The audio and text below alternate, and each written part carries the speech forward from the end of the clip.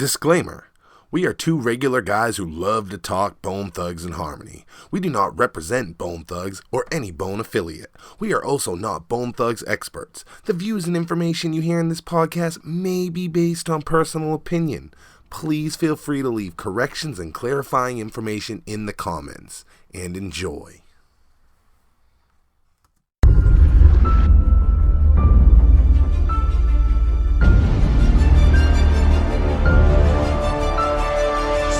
And Easy, and actually, I don't mean to cut you off. Actually, No, Easy go. was gonna sign us.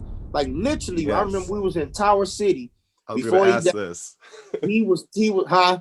I was gonna ask this because there was a thing online that said, ask Tony Tone about the deal with Easy E. And I was like, Yeah, yo, Easy E was gonna sign us, man. You know, it wasn't no Mo Thug. Mo Thug was like a clique.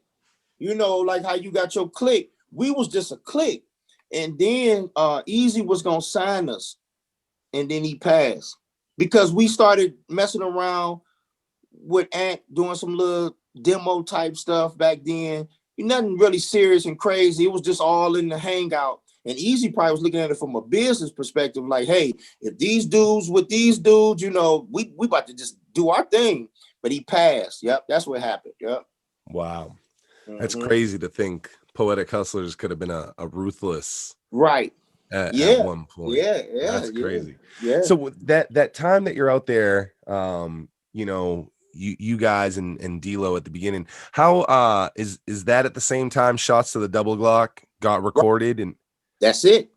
Wow. Glock. Yep, that's it right there. E.1999 Eternal. We was there that whole from the beginning, from when they first got the tracks to the whole to the end of it. Yep.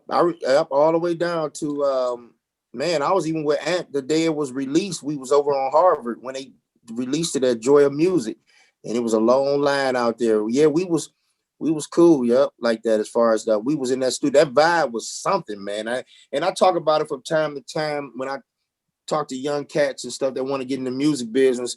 That vibe, man, was like you couldn't have put that together. Like strategically, you could say, I put this cat with this cat, this cat. That vibe, man. And if you listen to that album, I can like, man, that vibe was there. And that's why it came off that way. I really believe. I mean, of course, they skilled. We know that. We know Unique with the beats. We know that's cold. But it was something about that vibe, man, too. That's just me, you know. So were all of you present together the day Shots to the Double Glock was recorded? Like, was that a collabo live right there on the spot? Yeah. Wow. That just dudes just went in the booth. Yeah. Wow. So that whole album, to me, I really believe that whole album, they was literally like writing every day and then recording. It was like right then. And to me, that's what I witnessed. Shots to the Glock, I know for sure it was put together and it went in there. Because actually the day before that, I remember me and Ant in the hotel room talking about he was like, remember this. And he was like, ooh, kill, you know, and then and I remember I had to remember that part. And when we went in the studio the next day, that's what I did. That's what we did. You know what I mean? So a question every fan's gonna ask us then, if you guys were all there, and we constantly get this question, how come Busy Bone isn't on that track with everyone? Man, I don't know. You know what I mean? Yeah, like nobody literally does. like everybody know about, you know, like and this is one of the reasons why, like you know, I decided, you know, just say, hey, let's do this interview, because I didn't want to come on here and I, you know, and like, because I know that you guys do a great job, man, like, you know, keeping that going, and you know what I mean, the fan base going and everything like that, and I didn't want to come off like, you know, I'm saying like negative stuff, even though it may be true. You see what I mean? Like, I don't want it to come off we like, try to not double down on the negative, because it's the negative is obvious. It is. Like, yeah, some of it's part of the story, and I'm a realist, but at the same time, I should say I'm not like a troublemaker. You know what I mean? Like, I got to, you know, so, but all I know is that the music business can kind of like put a wedge between relationships. That's in a sense. And you will get to some questions I'm pretty sure I know y'all got about us. So I'm just putting that out there like that. So around this same time frame, a little bit later than Shots to the Double Glock, but very close by, a monumental video, The Crossroads, was recorded, and you Yeah. have a cameo in The Crossroads. How did Yeah. that come about? Do you remember, Man, like? just being with Ant, man. I mean, like being with them. Like I'm just there. I mean, like like you said, like I said, we can go all the way back to Faces. We can go before Faces. Like I'm the one who took them to the studio when we was making Faces of Death. You see what I mean? Like, so it's like it's nothing new for me. You know what I mean? It ain't like who is this cat? No, this cat is this Tone. You know, Yeah. so we So all out there. It's like when we doing a video, I'm there because guess why? Because I would have been there if we weren't doing the video. You hell yeah, know, that's so we was awesome. homeboys. You know, yep, That homeboys. that was a big budget video. Was that Sure. like, what was that like being on that set Yeah, of man. such a big budget That, thing? man, that's crazy because it was huge because it was like that's the blow up, you know, and then and that video, like to this day, man, like you know, like you say, it's like you get one little spot, like literally you come in and you disappear 2 seconds later, but yet everybody see you, everybody know who you are, and like you know stuff like that. So it's just it's it's it's uh it's crazy. So you had mentioned D-Lo and him being the original Poetic Hustler, but you know, we know that he fell out and eventually Mohart came in. Do you remember meeting up with Mohart and just like deciding he was going to be in the group and how that came about? Oh man, I messed up. So who Mohart? Yeah. Oh yeah, you Oh, flipped your camera. right. Yeah, hold on, wait a minute. Let me do it again. Okay, There we you go. said Mohart? Yeah, I was just saying, you know, we know D-Lo was in, and then you said that didn't work out, and then you guys added Mohart. Do you just remember how that came about and like how you know, how you got linked up with Mohart and decided to put him in the group? Right. Yeah. Me and Boog was gonna keep it moving, you know, because D'Lo left because it was just more or less like it wasn't popping fast enough for him. Which at that time I couldn't understand it because we hadn't did nothing yet. Okay. But everybody got their own reasons, and I'm not knocking that. Then you know, me and Ant was like we was rolling a lot together back then. And I remember him mentioning, see, me and Mohart come from the same area too. His mom stayed around the corner from me. And but he was younger than me. He was some years younger than me. Um, and so Ant had said something about Slick. I think Slick had just got out of prison, a jail or Yeah. something. And Mm-hmm. he was like, you know, I think y'all need to check this cat out, whatever, whatever. And then we met each other like, oh man, I know you, you know, whatever, you know, we know. And then that's when that linked up. And then Ant was messing with some tracks, and we did some studio tracks. Like I think we did it was a song called Hustler 3 Deep, Cross Me and You Die, not the one on the album, it was another version. And it was some other song. We just started messing around in the studio. Ant started working, you know, making some beats. I think Ant was getting more off into the production side back then. He was kind of like using us a little bit. It's, you know, to experiment, I should say. Yeah. So crazy kind of links you guys up. You guys figure out that you've known each other though. It was this must have been close to about the time then you guys were officially going to sign with Mo Thugs then, if Crazy was kind of. Yeah, I So think that was Ant. Well, yeah, no, because that's right before we was about to do that Mo Thug Family Scriptures album. yeah. So he gave us that beat. He gave us that Searching for Peace track. And Okay. And it was some songs I remember writing down a whole bunch of titles when we was in California. And Searching for Peace was one of those titles. So when we heard it, that's when the vibe came.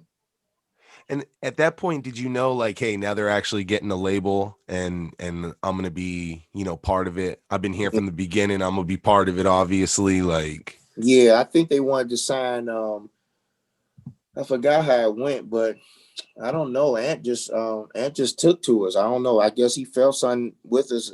I don't know what the real reason was. Nobody never explained that. They just was like Too True and Poetic Hustlers, and that was it. And Ant, we worked on the whole album, meaning like that. No, I'm sorry, we worked on that Mo Thugs record, but then right after that, that's when we went off into you guys are going to be y'all gonna get a record deal. Yeah. We all signed for Mo Thug, but then they came with that group record deal. Mm-hmm. Yeah, because you guys, you know, on Mo Thug, you and Too True have the distinct honor of actually having the releases that came out from your group. Trials and Tribulation comes out. It's still revered today in Bone Thug culture as, you know, a favorite of fans. How did how did you guys find out that release was actually gonna come out? You guys had the second release.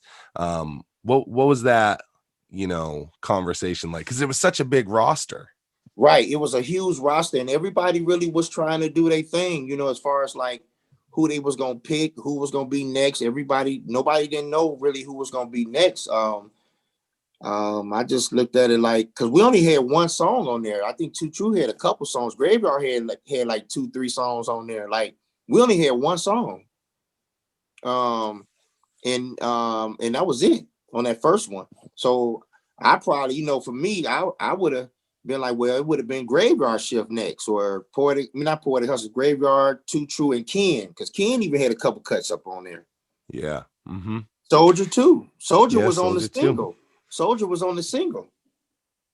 That we got the Thug, you know, whatever that song was. Yeah. Thug Devotion. Thug Devotion. Yeah. Mm-hmm. Mm-hmm. So you guys end up with Trials and Tribulations, and I mean, again, like we just said, it's loved by the fans. I mean, outside of the fact with all the Bone features, I think that the Poetic Hustlaz sound fits so well with what Bone fans love that, you know, we love that album. Was there pressure to make sure, not pressure from them, but just in your mind to make sure that you guys were bringing that extra added harmony, or was it just second nature because that's what you've been doing from the beginning anyway? Yeah, man, it's crazy how that album came together though. That album, once we signed, our first day in the studio, it was just me and the engineer in there. There was nobody there. And we didn't have nothing, like literally nothing. We made that record in 30 days. Wow. And what happened was, Ant had gave us a track, and that was that Trials and Tribulations track. Yeah. And but we didn't know it was Trials and Tribulation. It was just a beat. And when I was in the studio that day, I remember this like yesterday. And Dominique Karen, the lady who sang on Trials and Tribulations, mm-hmm. I met her because she was in another session next door. So what happened was, by me being in the studio by myself with no producer, so we didn't have no DJ Unique, we didn't have no nothing. We didn't have a beat maker, programmer, nothing. So when I met her, me and her vibed off of Trials and Tribulations, came up with that concept. And what happened was, she introduced me to a guy named Touch Tone. And Touch Tone was a beat maker, like a programmer. So that's when things started like going forward for us. We got a few tracks like Don't Trust a Bee and Smiling on His Face I got from a homeboy in Cleveland. And Tone Touch, I think his name Touch Tone or Tone Touch, one or the other. But he had started making the songs over for me. Those songs. Then Ant would give us like tracks, and we would actually like do the songs as we went. We let me see. So once we did that, then we met. Then that's when then Romeo came around. Mm-hmm. Romeo came around, and he started putting the touches on like, let's change the bass line, and he started playing the stuff like live. Like we had it like, you know, a beat machine and a drum machine and like different chords and synthesizers and stuff like that. And he came in and freaked it with that, all that. That's how we came about with that Trials, that Time Will Reveal. Because what happened was when he Time Will Reveal was a track that Ant gave us, and he had Potion sing on the hook. Potion was already on the track, and then that's Potion singing in the background. Wow. Okay. Yeah. So what happened was Potion was singing it, and then Romeo, when he did that part, we was like, do the acoustic version, do a because at that time when we heard him play that acoustic version, it was more or less like, well, take all the beats off, and then that song is gonna be on it. Because when we made that album, now that I look back then, I wouldn't have never said nothing like this, because at the time you don't want to make it seem like you better than the rest of the group, or you the one that's doing too much. My wife reminded me today, because on her page she has a video or something, some video that we seen, but it was an old video of us, and Boog basically was kind of like saying something like how, sit in the chair next to the engineer, because that's where you always sit. So it was more or less like my mind was always focused on production, recording, the business side of it, making sure everything was right. I was like the point guard when it came to Poetic Hustlaz, with the A&R, the photographers, the publishers, the executives, and all that stuff like that. So that was just kind of like naturally, flowing like that. That's why I love Poetic Hustlaz so much, because we all got 3 different personalities to make it happen like that. You had mentioned Trials and Tribulations, and it's such the video aside, I think that the song is so powerful. A big piece of that is that chorus, and that really led us into, I would say, the religious aspect of Poetic Hustlaz. And Right. I always give you props that this is the cloth that you've been cut from the beginning, and the evolution of you as a man is what you'd kind of been talking about from the very beginning. Trials and Tribulations, though, that video, along with a cameo from Romeo, also has a cameo from Flesh, and then a big one from Busy. And that's always talked about, because it's one of the very few Mo Thug things that Busy's been involved with. And the Poetic Hustlaz album, along with having features from all of the other members of Bone on the songs, you guys got the cameo from Busy as well. Do you remember that day and what brought that about, that Busy showed up in that video? Right. No, man, Busy just was like, from what I just think he was just like, I don't know, man. I probably just thought he was feeling us. You know what I mean? Yeah. Like, hey, man, they jamming. He was killing it in that video. Yeah, like he probably loved the song. That's what I'm saying. He probably felt like, I heard it cut, and he, he probably, he heard it, of course, and he probably was like, he probably was feeling it. I mean, because it wasn't like we called him up like, get in the video. It was like whoever show up, you could have got in the video. Yeah, man, he came in and he was pumped. Stack was pumped. Yeah, he must have loved it, because I always talk about how hard Busy's going in that video, like during the chorus. Real hard, like he was just wanting to release something. Like, man, he was pumped. So it was cool, man. It was a good experience. It was great. It was great. I always talk about how the Trials and Tribulations album artwork is very different than the rest of the Mo Thug stuff, and just what the 3 of you, the 3 of you on that cover and like what it represents. Was that something that you guys came up with together, or was that just more of a label move? Yeah, it was us. Yeah, we was. They really get, like I told you, we had total control over the whole project. The only thing that I couldn't do that we wanted to do is we wanted to put other people on the record.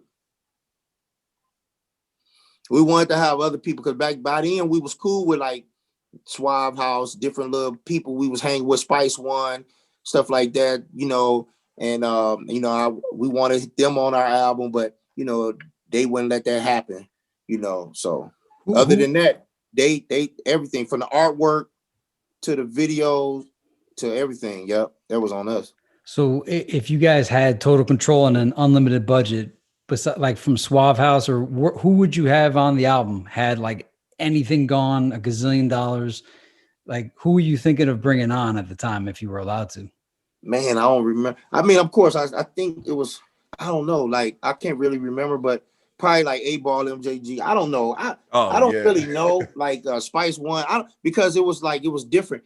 Oh, Parlay with a Hustler was supposed to be the third single, and when the helicopter blew up, excuse me, hold on, wait a minute. When the helicopter blew up, me and Ant had went to after we shot that video, me and Ant went to Atlanta, and we was with Jermaine Dupri because Ant did that cut with the Brat. Yeah.